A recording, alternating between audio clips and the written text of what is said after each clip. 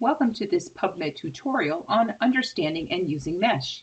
Upon completion, you'll understand how MeSH is organized and utilized.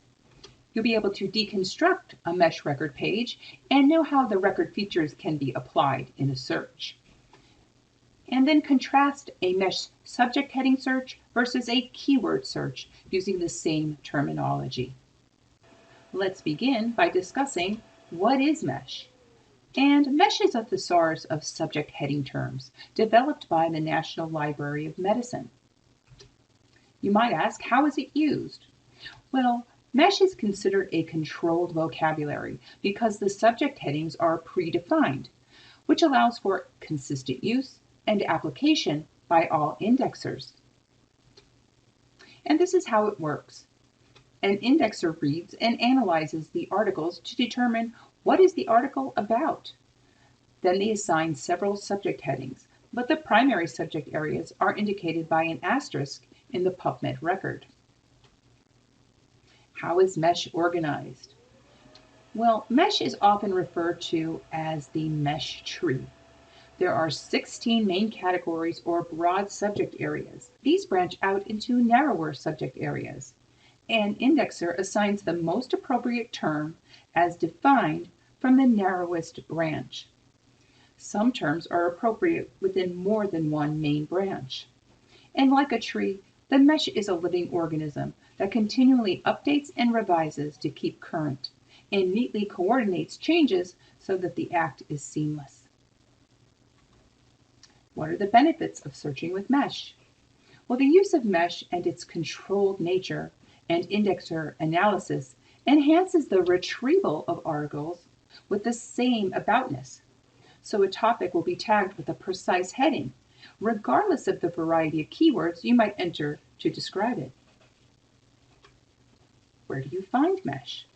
Well, an easy way to access MeSH is directly on the PubMed homepage. The link will take you directly to the MeSH database. So you might wonder, how do you keep these databases straight? Well, here's the point of distinction. MeSH is an index of subject headings. Subject headings are applied to article records. Articles are searched for within PubMed for their citations. From the PubMed homepage, we can get to the MeSH databases beneath Explore. The MeSH database is one of NCBI databases. PubMed is another. Recall when we searched PubMed in the basic tutorial that we searched the concept diabetes. We searched it as a keyword and it applied automatic term mapping.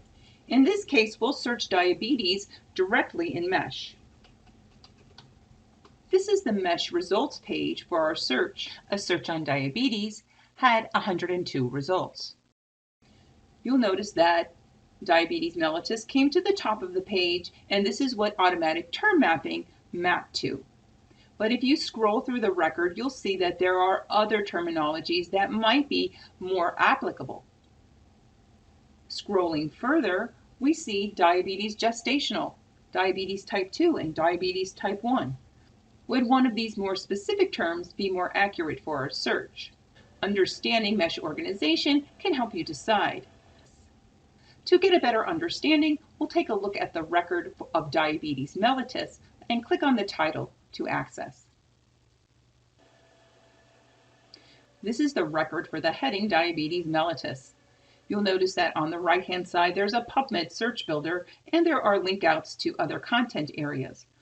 We're going to focus on the record itself. Within the record, the heading is first indicated.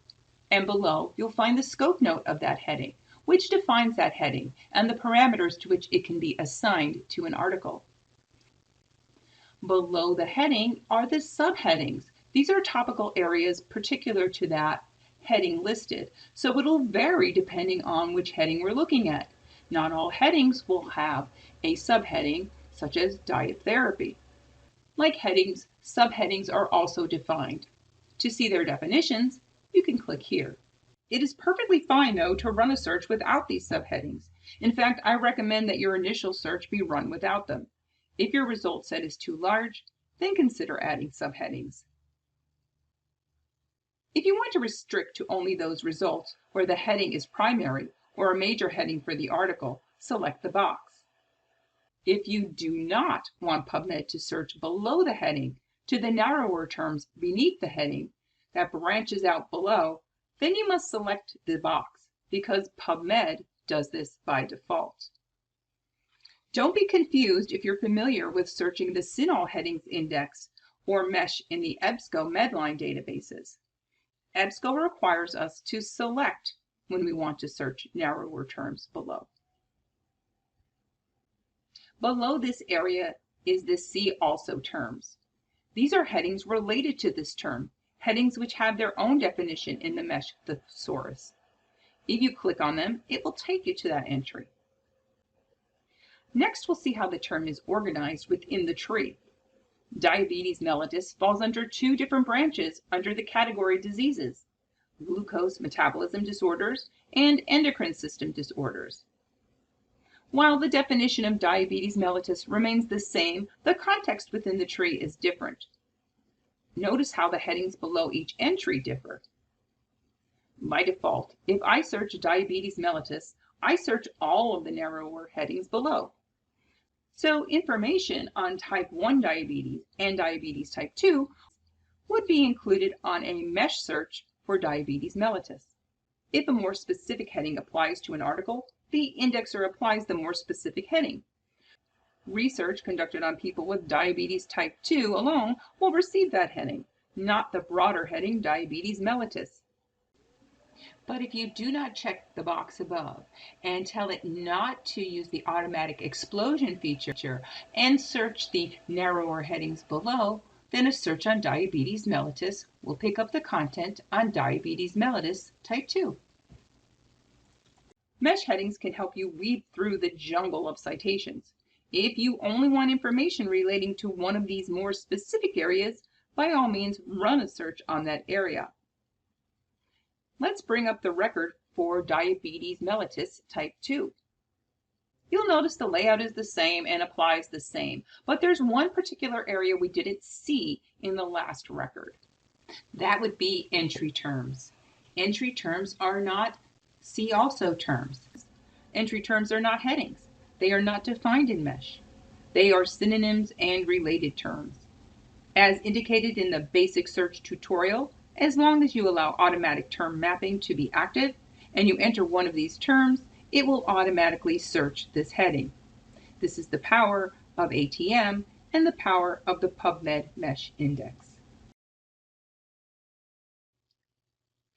You can tailor your research and choose the subject heading you want to search. Here are your options. Add the term to the search builder and run your search within the MeSH database. Now search PubMed. Be mindful that when you search a MeSH heading from the MeSH search builder, it searches PubMed using exactly that heading. It does not do automatic term mapping. Now let's use the same terminology and search it as a keyword, and proceed to the advanced search to compare the searches. Comparing our searches. Our first search was on diabetes mellitus type 2 as a MeSH heading.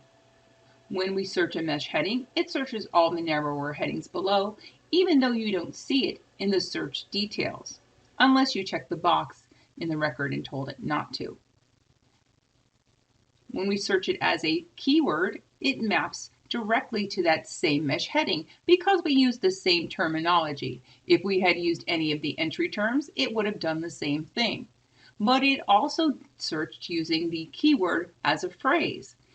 So we have the best of both worlds, and we expanded a bit and got additional search results.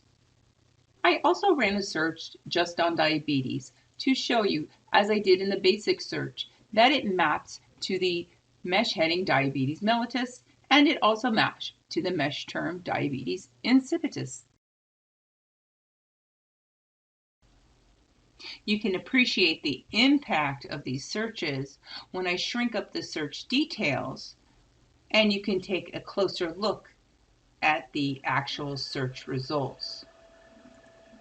Knowing how MeSH is structured, knowing how it operates, and how to use it can help you tailor your research to best meet your needs. If you have any questions about using MeSH in your research, contact your librarian.